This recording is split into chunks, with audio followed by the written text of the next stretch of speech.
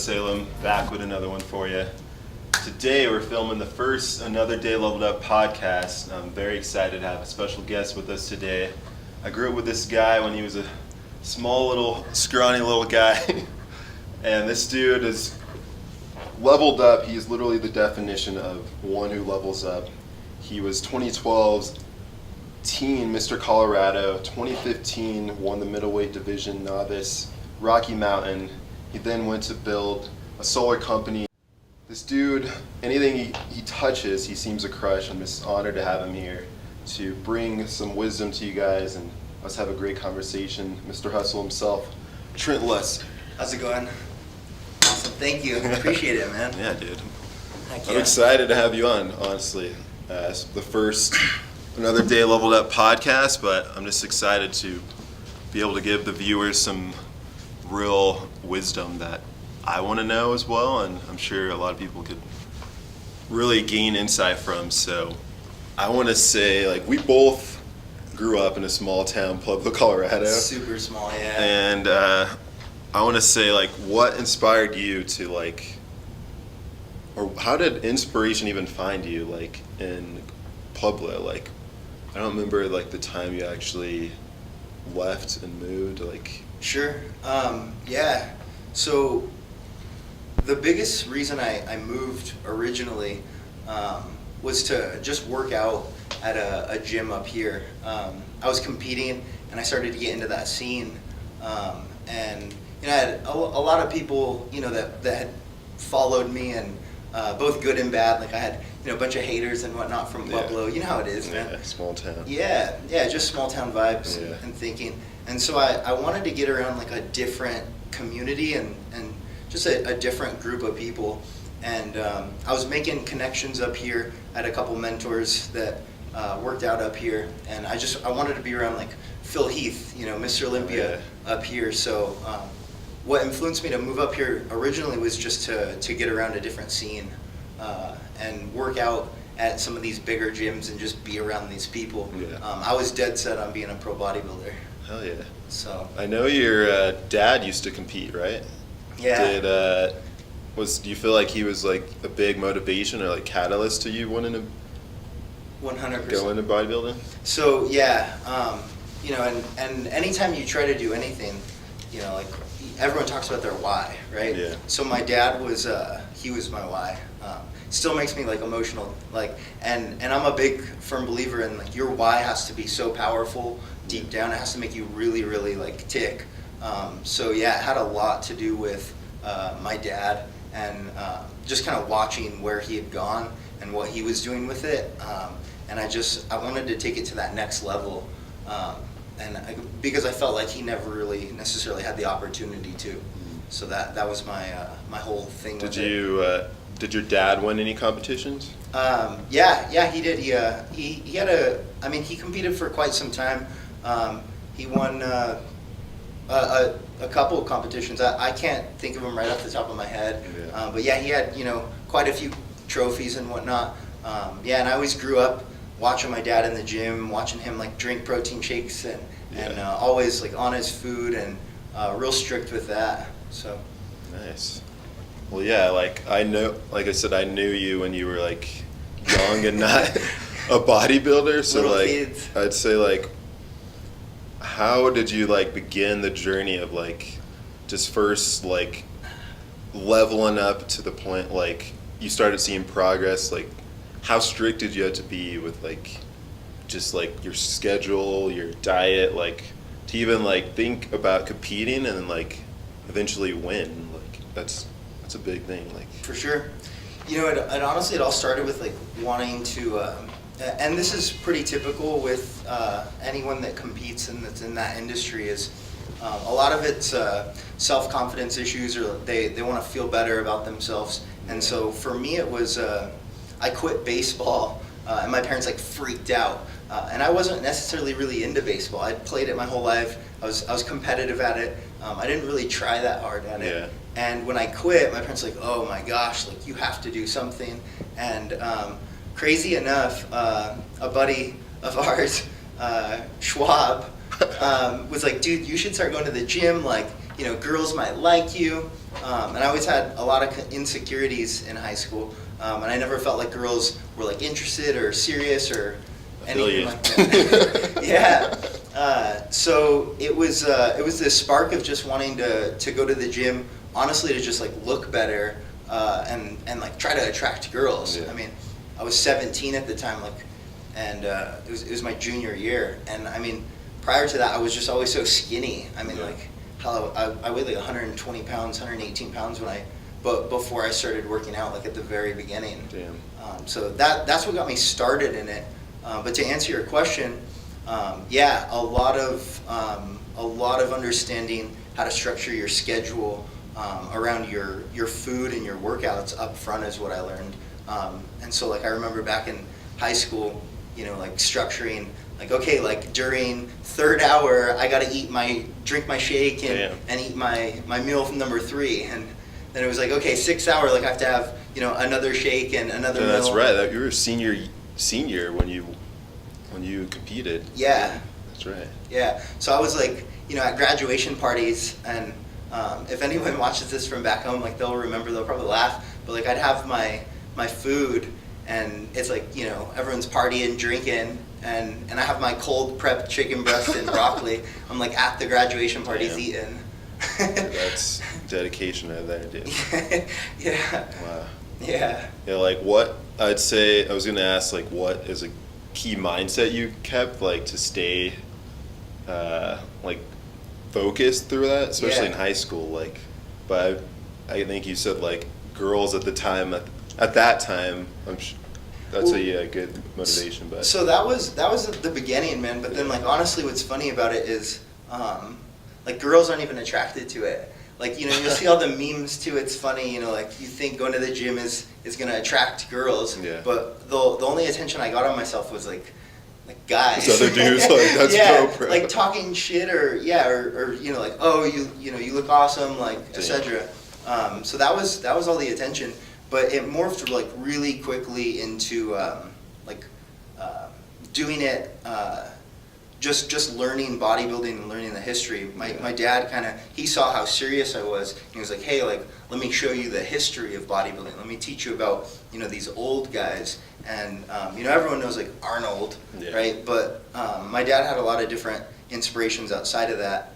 Guys like Mike Menser, Tom Platz, just these other, OG bodybuilders. So I started to study and learn a lot of the history, and he had a lot of books and journals and logs, and so he gave them all to me, and at night I would just kind of dig in and just read everything. Wow. And I started to become obsessed with just like learning about the history, and it just kind of stuck for me. That's a good key. Like the history is like the why could also supplement your why too, because then you're like, I want to be. You have like someone to hit, like a character or some type of something you're shooting for rather than just yourself. So 100%, dude. Yeah. So when did you move to Denver, and what made you want to move, like from Pueblo, competing there, and then be like, all right, I want to go to somewhere, a bigger city? Yeah. So I'd won the Team Colorado, and that was fun, and I looked awesome. And a lot of the guys that like I had looked up to that were like judges, or Dylan Armbrust, he owned a gym, he owns Armbrust, that's where Phil and like basically everyone that's a pro trains.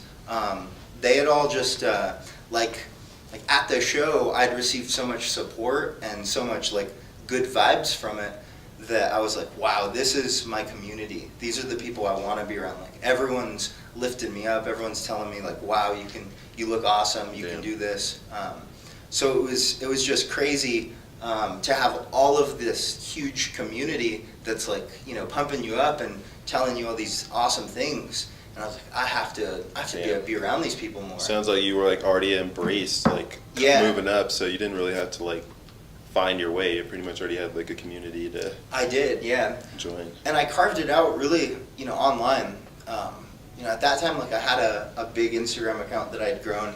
I got sponsored by a couple different supplement companies, and it was just kind of growing. They were shouting me out, and like that account, it just kind of started to grow a lot.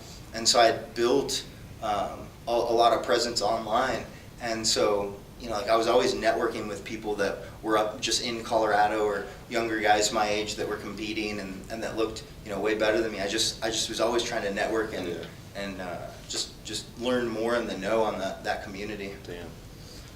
Damn. What would you say like kept you focused? 'Cause you were young. You're still young, but you were younger at the time. Yeah. Like, what kept you focused to like stay on track and not be out partying, eating whatever, like getting drunk and like everyone else? Like, I'm sure you probably like kept a balance, but like no, I didn't drink at all, dude. Damn.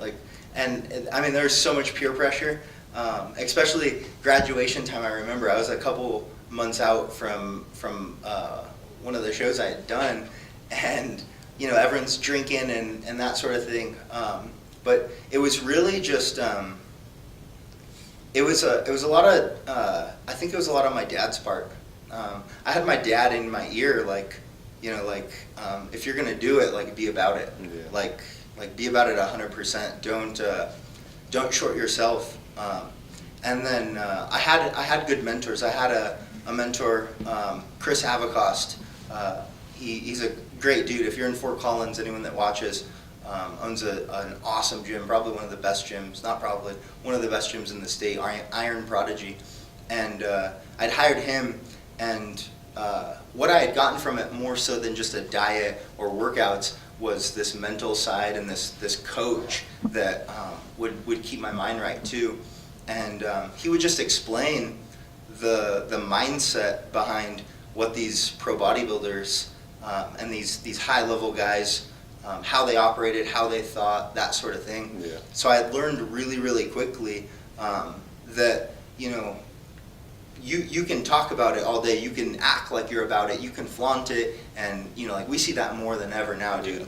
Like, so much, and it's whatever, but behind the scenes, like at the end of the day, like the only person that you can't lie to is yourself. That's true. So the thought that always kept me going was if I cheat on my diet once and I lose, it's me. Yeah, it's me. And so I never wanted to give myself an excuse as to why I didn't do good enough. So it was always like leave it all on the table and I'm going to do the best I did. Yeah. So when I would go into a show, I already knew I won. Because I had done all the work. I put in all the time, the consistency, etc. It didn't matter what I placed in my head. I already won. Damn. Does that make sense? Oh yeah, dude. No, that's a great mindset. It's like you have to have that like confidence beyond belief, like in yourself. Unless you believe it, how are you going to convince anyone else to believe it? So It's like a lot of people do seek validation through everyone else. Like, am I good enough? It's like, if you know you're good enough, show up like you're good enough, and like you'll walk and talk. Maybe if someone even like showed up and maybe looked a bit better, like you had something about you that was like, this is the guy. Like, sure. Like they say when Jordan was like coming up, they said like he may have been doing what everyone else was doing, but he made it look sexy, they said. So it's like you have to have a swagger to you too, to be like, damn, this is the guy, like who should win, and like everyone else starts to believe that too. But no, for sure. I really do think it is about holding that frame too. They talk a lot about that in what's called neurolinguistics programming, but it's like framework, and so it's holding that frame and that belief. But it's massive levels of certainty looking back is what I had, is just massive levels of certainty. And I think the reason I had those massive levels of certainty was, one, like only listening to a very small group of people. And I had, in my opinion, and hell, I mean, the guys that mentored me, I'm very lucky, man. Like, they're some of the best bodybuilding coaches in the entire nation. And they have connects to some of the best of all time in the entire industry. And so having that inner circle that I can call and talk to versus like calling your boy that wants you to like go out and drink, it was just different. So I kind of learned to like shut off who I listened to, and not that it wasn't like like like a screw you type of thing. Yeah. It was just I want to stay in my own little lane, and this guy has what I want. Yeah. This guy's done what I want, to some level. And so I'm gonna just really listen and hone in on and focus on him. Hell yeah. Yeah, mentors are key, dude. I don't think people always hear, but they think it's some gimmick, and you can't get to where you want to be unless you really have a mentor to tell you I'm here, you could get here. Sure. I'll tell you how to get here because I'm here. But people are nah, let me just try my own thing. It's that's why where books come in handy as well. Those are just mentors that you could just be I could learn from their failures in this book that I don't have to experience myself. So why the hell would I waste my time? No, 100%. 100%. And so really mentors are invaluable because they help you close the gap, especially when you find someone that has the experience and they've done it too. They're not just this guru. That's true. And I have a huge problem with gurus. I have my own personal opinions on them, but if you can find someone that has that experience, that's been through it, that's invaluable. They help you close the gap and shorten even finding the right information. Instead of going on Google or on forums or on YouTube, and where there's just massive amounts of information, and trying to filter through and test and trial and error, and that's fine. And I get it. I get the personality, Miles, of how people in general are I want to do it myself. I don't want help. Yeah. But I think that's ignorance. I think that's ego speaking. Definitely is ego. That's why I try to dive deep into spirituality. Yeah. But what would you say? I feel you can't completely remove your ego, and I feel you need a little bit to actually push forward. Because if you're too humble, you're gonna show up in a different manner than someone who has integrated their ego rather than lost their. I agree, dude. I agree. I mean, there's certain levels to it, there's a difference between being cocky and confident, but especially in the realm of leveling up and self-improvement and wanting to do better, it's hard to not let your ego get out. I'm guilty of it. I know everyone is. Yeah. But I think it's staying really, really true to yourself, and then having, again, good mentors that can slap you. That's true. And having people that can slap you and be dude, cut it, Yeah. So, yeah. Oh, yeah. So, what was the phase of coming out of bodybuilding? Because when was your last competition? 2015. Okay. The last show I did was 15. What made you start phasing it out, or was there something that? Yeah, I read The Power of Habit by Charles Duhigg, and the book changed my entire life. I'd taken a really good look at my habits, and prior to that, I had a lot of structure. I understood, schedule really well. I understood waking up at X time to eat, going to bed at X time, going to the gym at X time, managing my food. So I was very structured and oriented, and I was very habit focused on a specific thing. But I saw what I was doing, and I saw guys around me, and I saw where I was headed, in my opinion. I just didn't like it. Bodybuilding is a real, it's a crazy, gnarly little niche. Talk about that. Yeah. I don't think people really see the light and dark side. Sure. What do you feel was the dark side of it, I guess? I mean, there's a lot of drugs to it. Eating the amount of food you're eating isn't healthy by any means. You're not healthy at all, mentally or physically. There's a lot of, most bodybuilders I know, even at the highest level, struggle with their mind. Depression, the majority struggle with body dysmorphia. I know I still get in my head about it. Yeah. And that was such a huge process to even come out of a real heavy, deep body dysmorphia with myself, of what I should look like ideally, but then also what females should look like, ideally. True. Very true. So yeah, it was crazy. It was really tough.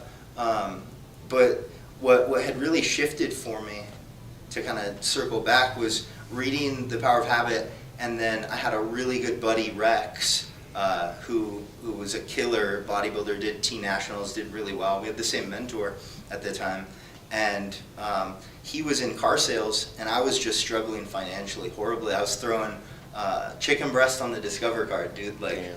I mean, I was in debt, no money. You know, I couldn't hold jobs well. I had a job for, you know, a year and a half, and I was working, you know, in an office making like $14 an hour. But, you know, I was spending like $1,500 on food, and then I got bills, and so I'm selling diet plans, just hustling however I can to just get by, and I'm still negative at the end of every month. You know, living up here too, I was living in Aurora, cheap little apartment. There's cockroaches in the apartment and shit. I mean, it wasn't pretty, but I was just so focused on this goal of being a pro bodybuilder. Like, I was willing to do whatever it took. And, you know, I had a horrible relationship, horrible finances. I wasn't mentally healthy at all. You know, on the outside, I had a good physique, but physically I wasn't healthy either. You know, my entire body was just messed up. So in my opinion, I was at an incredible low. And so it shifted, was wanting to get into car sales. My buddy Rex, he had done it. He sent me a book. He's like, dude, you can make good money doing this. You know, you can make $5, $6, $7 grand a month doing this. Doing what? Selling cars. Okay. Yeah. And so I got into trying to sell cars, failed miserably for about 6, 7, 8 months. And that was really the start of business, sales, that sort of thing. Okay. Was getting into car sales. Damn. Wow. So you just like basically like summed up like everyone goes through like a low point. Like, Oh yeah. Even though like you experience success, being at that low point, I'm sure felt like even more like shitty than where you came from, because like you knew success and then you had to experience failure. So like I'm sure that was like the rock bottom probably, to be like, fuck this, like Yeah. I gotta make a change. Like, Well, they say, you know, like it's about getting sick and tired of being sick and tired. exactly. And so I at that time, that felt like that low point moment. And I've had a ton of other low moments, and experiencing those low moments, in my opinion, are really, really important. And so what's pivotal about that, in my opinion, is at those low moments, how you respond and what you do in that low moment. A lot of people will turn to drugs or alcohol and suppress. And they just kind of shove it all under the rug, Yeah. and they don't want to face it. They don't want to deal with it. Yeah. They don't want to deal with their actions, or with where their habits have been, or like, you know, looking up and being like, wow, like what have I done the last 2 years, you know, and so I'm like sitting here looking at my debt, you know, my relationships, all these things, and I'm like, oh my gosh, like I need to do something. Yeah. So in that moment, it was just taking massive action in a completely different direction. Wow. And just kind of going blindly into it. Yeah.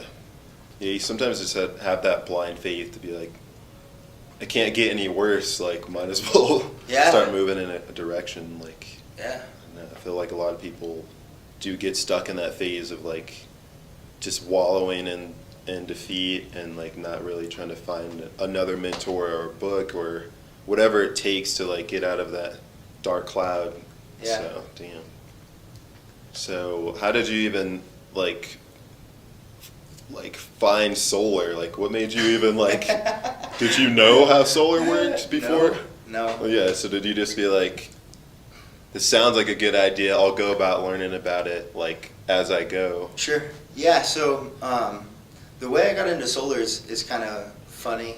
It's the same way I got into cars, man, just looking for an opportunity. Yeah. Always keeping my eyes open, just always like, you know, keeping my ears open, like humble to listen to everyone, always just willing to learn from anyone, and just always searching for an opportunity. So to that point, I was doing real well. I was the top car salesman at my dealership. I was averaging like yearly, I was doing like 8, 9, 10 grand a month. selling cars. I was hustling though. Wow. I was doing 6 days a week, working 12, 13, 14 hours. I had a real good relationship with the owners of the dealership, real good relationship with all the management. I was just crushing it. I showed up every day. I was big on Grant Cardone, and because he had came from car sales, and I'd watch that. So I'd see Tim as this mentor that I could just listen to on repeat. Bought all his books, audio. I'd listen to him every day, and I was just crushing it with cars. And I would stay to myself. I had learned prior from selling cars and failing. And when I say fail, I was making $3-4 grand a month, and it wasn't cutting it. I was real set on these goals. I've always set a goal and then break down the steps and like, okay, how do I get here? And so my new goal was doing 20, 30K a month consistently, and to a certain point, in my head anyway, I had this glass ceiling of where I could go with it. Yeah. And I just felt stuck. And I saw, an opportunity in finance of the car business, being the finance manager, working all the deals, structuring everything, signing up the paperwork, selling warranties. I saw that as an opportunity to make more money, and I was begging for that opportunity.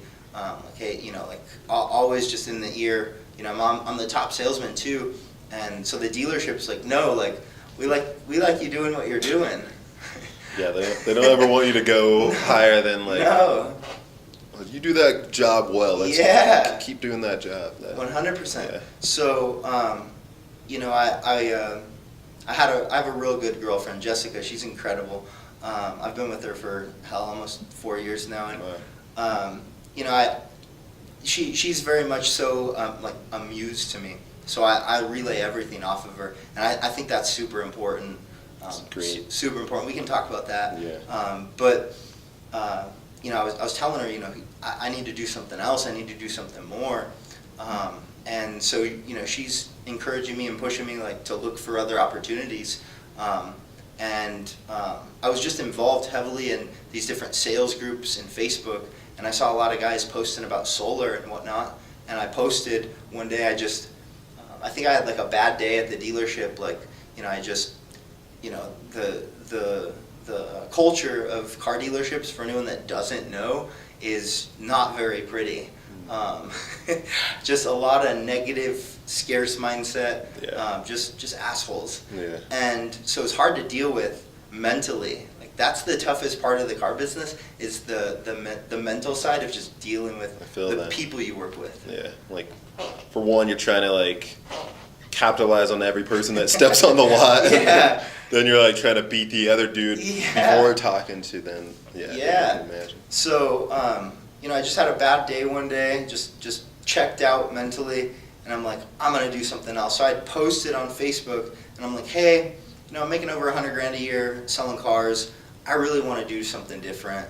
I'm in Denver. Like, if anyone can just give me some advice or tell me different industries that I can look at to make more money. I was like, my goal is 20, 30 grand a month consistently, and how can I do that? And I had, a couple of different guys that reached out, and I got hooked up with a couple different opportunities that I interviewed for, one of them being solar, and went and checked it out, and they're breaking down the numbers for me, and I'm like, okay, like, I was a little weary at this point, because I also understood businesses and companies bringing you in and being like, yeah, bro, you're gonna make 5, 10, 20 grand a month, and then like it's nothing, right? So I was weary at this point, and just kind of like, okay, like, and I don't know if I trust you guys. I don't know if you can actually do that kind of money. Yeah. And I looked at the opportunity, and and I just I decided to, at the very least, if it failed, I could go back to selling cars. Yeah. So I was like, okay, cool, I'll try this opportunity. Damn. And so I sold solar for about 8 months. Under a company. Okay. Yeah, I sold solar under a company and I helped manage a team. So you were killing it under a solar company. Yeah. You built up a team. Yeah. So I'm sure you're feeling like some confidence of like, yeah. Damn, I could probably do this myself. Like, No. no? No. Damn, so what happened? What? That's funny. What was the like point where you're like, damn, I might try to do, like, where was that time frame at? So, you know, and it's interesting, you know, what had happened was, it was a really new startup-y style of company, and we were just rolling, and you know, it was a group of sales guys. It was a big sales team, Yeah. and that's what we did. We were good at sales, and what had happened was just a lot of shifts. The guys that started it were still learning and growing and whatnot, and so there's just a lot of changes and things internally that were going on, and you know, there's just like a moment of, okay, like this isn't what I was expecting anymore. Things are different. Yeah. And so my girlfriend Jessica, she's the one that like pushed me to even do it. She's like, you should do it. Right. Because I had saw behind the scenes internally what the solar company was doing, and it led me to be like at home, you know, I'm confident. With Jessica, I'm like, babe, I could do this. Like, I could do this. Like, should I just do it? Yeah. But it was more so like me just trying to hype myself up. I didn't have that confidence. But there was just a moment in a day, bad day at that office, and went to lunch with a couple of the guys that were also managers, and we sat down at a Chipotle, and we're like, let's do it. And so I originally started the business with 2 partners, and one of them left before we even got rolling, and so we just hunkered down. I would have never been able to do it without my partner. Incredible dude, but I was just so new, and I had no idea anything about business. It was the same thing. You know, I didn't know anything about sales, but I was just like, okay, I'm gonna just do it. Yeah. Find a mentor. And just figure it out. Put my head down, grind. Yeah. So it was that same thing of just like, okay, put my head down, grind. And so that was kind of the thing, was just take that action, just jump in the pool, and then figure out how to swim. Word. So that's what led to it. Damn. So it wasn't all you at the idea of starting the company. No, Yeah. not. Yeah. I mean, not whatsoever. You know, I had the idea obviously, and I'm like, babe, should I? You know, what do you Yeah. think? Should I do this? And she's like, yeah, of course. But yeah, I was scared, man. Yeah. So it was my circle around me. It was absolutely my circle around me trying to do it. My parents were like, oh my gosh, no. Oh my gosh. It's What? a small town. You're making good money. Don't do that. You got benefits, right? Did you have benefits? No, there? I was full commission, 1099. No, Yeah. but even just jumping into sales, it was like, no. What if you don't sell anything and Yeah. you don't get a paycheck? Yeah. So, and I love my parents to death, Yeah. but it's just a different mindset, Yeah. and you don't know what you don't know. Exactly. So yeah, it was having a good circle around me that was very encouraging, and they were, you know, they saw potential in me. Yeah. That I couldn't see at that time. That's good, dude. Like, collaborative is so great to a point. Like, a lot of people don't give it credit of, like, Sure. you could be a lone wolf to a point, but, like, Yeah. don't ever be afraid to ask for help. And I like what you said when you were, like, just fed up with the car dealership that you just, like, posted on Facebook at the time. Like, Yeah. does anyone have any jobs? So, like, you literally, like, were just allowing yourself to open yourself up for help. You weren't in your ego. You were just like, yeah, I want to do something different. And Yeah. you were blessed with, like, some people that turned into a whole other venture. But, like, 100%. yeah, dude, like, you have to be willing to take that leap to be like, You do. And so what's interesting is that same group of mentors and circle that I had from the car business that were lifting me up, when I'm like, I want to do something bigger, they're like, no, stay here, do this. So it's understanding and recognizing where they're at, what their experiences are, what they've done, Yeah. like where are they coming from, and what do they know and what do they not know. Yeah. You know, because like advice and you know, taking someone's advice or their opinion, like they only know what their experiences have been and what knowledge they have. Yeah. And so, you know, I think that's really important to notice, you know, because like if I would have just listened to previous people, I would have never even jumped into solar. That's true. Whatsoever. Yeah. You gotta have that self-confidence as well. Like, yeah. use people as a sounding board for like advice, but don't take their literal advice. Just be like, hey, what's your suggestion? Yeah. Rather than like, all right, I'm gonna listen to you, whatever you say. It's like you have to draw that line, and I think that's where it helps being in a relationship as well. You could use your partner as a soundboard and like get, I don't know, like there's a quote that says like, a great woman is one who helps her man be self-conscious, and not in the form of like making him feel uneasy or not confident or calling him out on bullshit, but like letting him know like, why do you do this? Like making him aware of himself, 100%. and also like encouraging him. And they say like having a great woman's like printing your own money, because you're like basically like you're not really worried about everyone else's opinion at a point. No. Once you're just like, all right, my girl has me, whoever has me, like that's all I need, and you just start moving. Well, that's huge, man.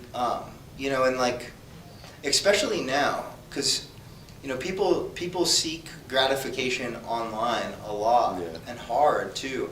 And so I had kind of been through that process prior with an ex-girlfriend, and I was really involved as like a fitness influencer. So I had almost been down that road of seeking gratification from random strangers on the internet, and just putting all of my stuff out there. And I don't see a problem with that, but you know, it's just it's not healthy, in my opinion, to get in that habit. And I feel so bad because it's so easy.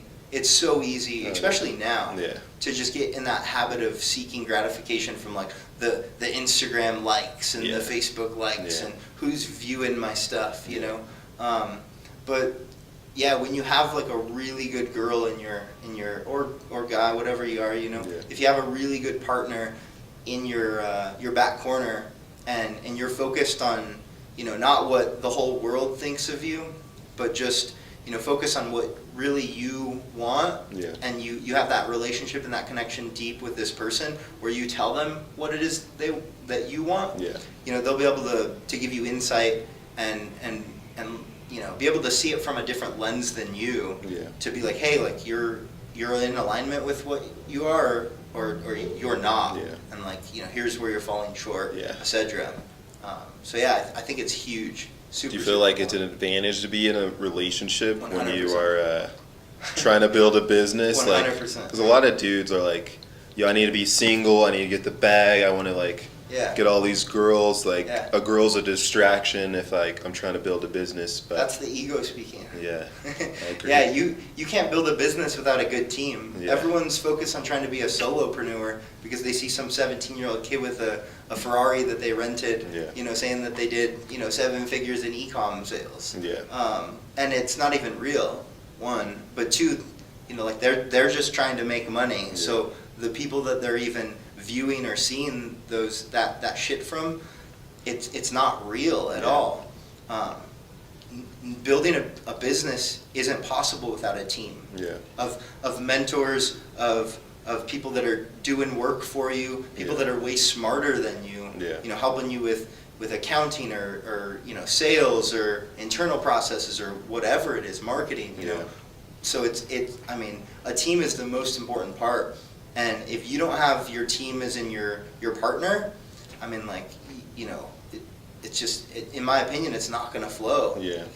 I mean, not to say that you can't do it alone, but it's a lot more enjoyable and, in my opinion, a lot easier. Like, why would you not want to? I agree. Why wouldn't you want to like enjoy it with your partner, like, and enjoy the success, not just like get the success and bring someone in after the fact you got the success. So, but I think a lot of those people that come up and turn up, and this happens to me too, dude, so much, especially because I get loud here and there online and whatnot, but you know, just so many people come out of that word work that want to talk to me or hang out, or like, oh, let's do this, or, you know, Trent, I got this, you know, and it happens so much. And My lady's been around before, like, I reached another level, and so she helps me become aware of even that, of like, why are you spending time with these people, or, because it's about finding the right group of people too, that are going to help propel you up, not just like feed your ego. So I think it's really focusing and trying to understand like what's ego based, and then like what's like actually your path, and what's humble, and like what is it that you're actually trying to accomplish. Yeah. Hell yeah. How would you say like is the best way to like, because I'm sure you're busy, like building a business, like sure you're doing other things, like how do you manage your time of like business, relationships, like do you have a strict schedule you stick to, like to even with your relationship, like if one of my more recent mentors, if it's important, this is what he said, if it's important, it gets on your calendar.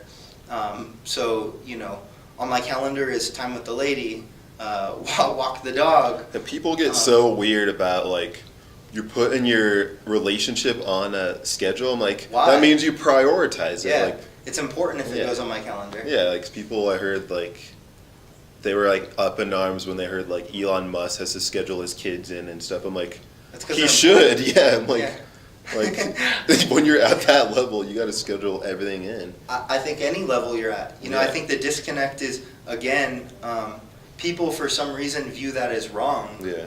And I don't understand why. Yeah. Like, why? If your calendar is how you structure your time, and your time is valuable and important to you, why would it not go on your calendar? I'm like, if I'm making time for anyone, I'm like, that means you're important. Like, even this podcast, I'm like, this is important. I feel honored and grateful to have you here because you made time to come here. I feel honored. This is cool. I'm like, dude, time is so important, and people, they just don't see the importance of scheduling out time and the importance of who you spend your time with. So it's tough at first too, because especially with like with the boys, the day ones, it's tough because like they see you trying to do more, and luckily I have awesome, like we have a great group that we grew up with, man. So it's been cool because everyone's pretty supportive. But some people like they see like me, even just the practice of me being like, hey, I'm going to hold myself to this calendar. I'm going to respect my time differently. Yeah.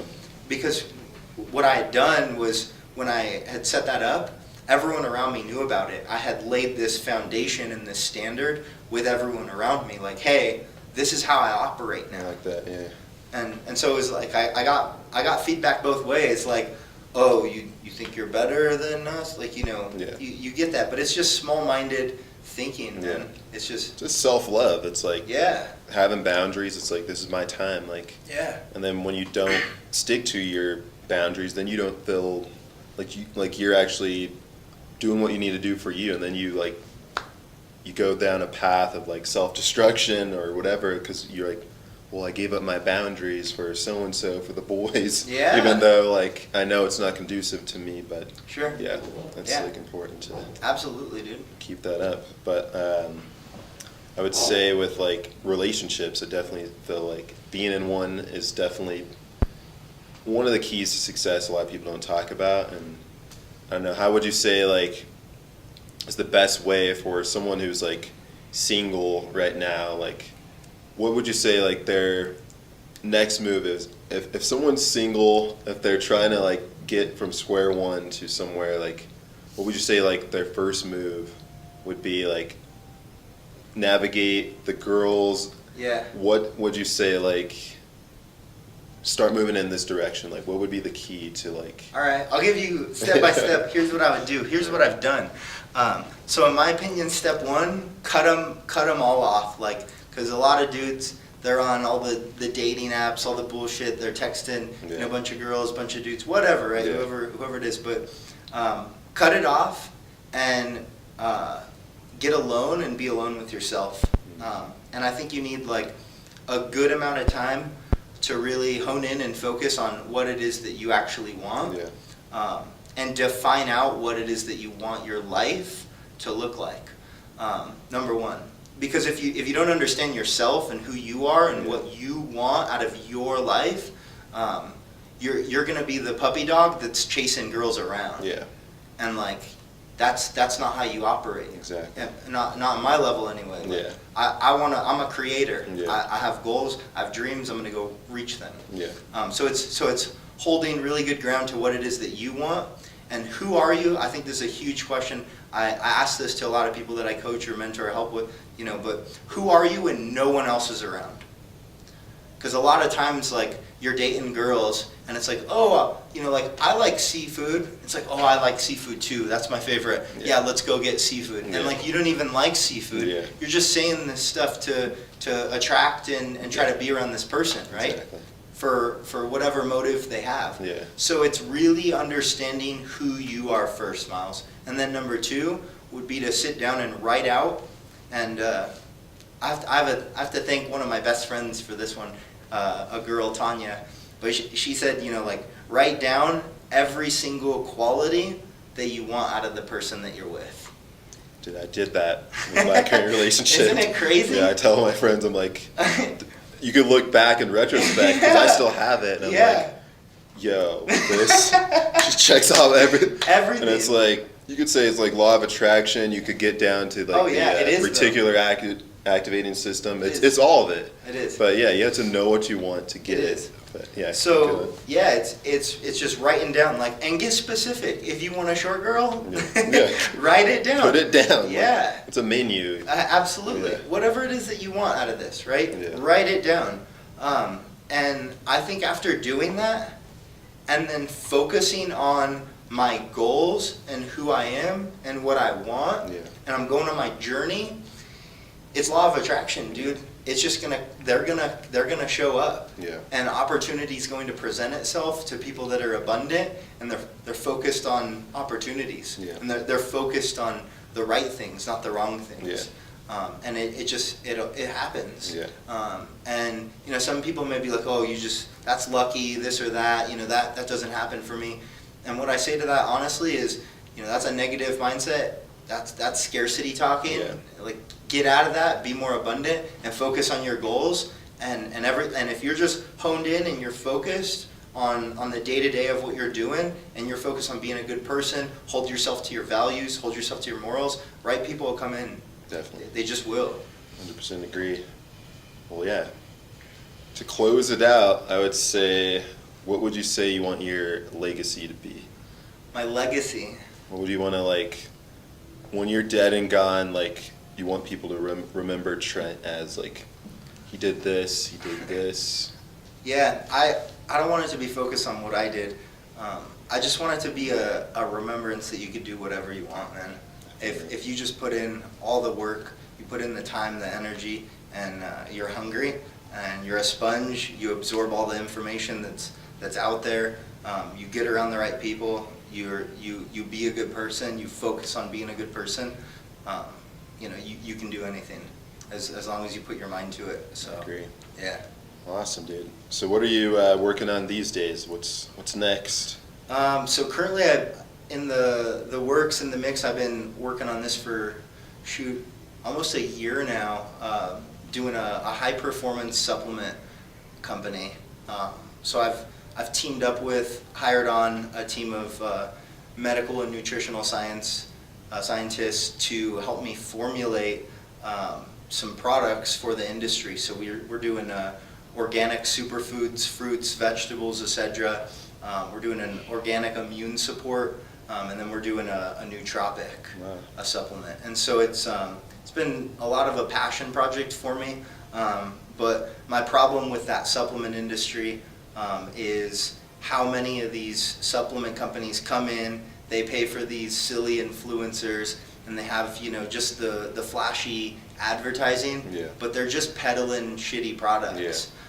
So I'm doing it a little different where we're not the cheapest supplements you can get. We're some of the more expensive supplements. They're quality though. Everything's organic, everything's batch tested, everything's tested. Every single batch we run is stamped. I mean, we're testing literally from our manufacturer every single supplement that's in it, making sure that the quality's there, and then providing that openly and freely to everyone online and on our website and whatnot. So that's been a big passion project. And then I'm also, I just from my network and community, just been doing a lot of business consulting, doing, website design, social media, internal structures, processes, the whole nine, especially with people that are wanting to start a business or get rolling. Just helping basically, take a bird's eye view and okay, because there's a lot of moving pieces, especially up front, it can get overwhelming. So I help teach people, basically how to get started, and then how to scale and grow, and then delegate out, and focus on, going from solopreneur to just doing everything yourself, to learning how to, use a team and delegate out, and how do you divide your time out and to just focus on what you're really good at, and then hire a good team around you to focus on, the parts that you're not as good at. Awesome, dude. Yeah. Well, you definitely would love to have you help build this out. Heck yeah. Dude. But we're gonna go ahead and close it out. How can people find you? Keep up with your journey. Yeah, you can find me on Facebook, just Trent Lessar. You can find me on Instagram. It's just at Trent Lessar, TrentlEssar.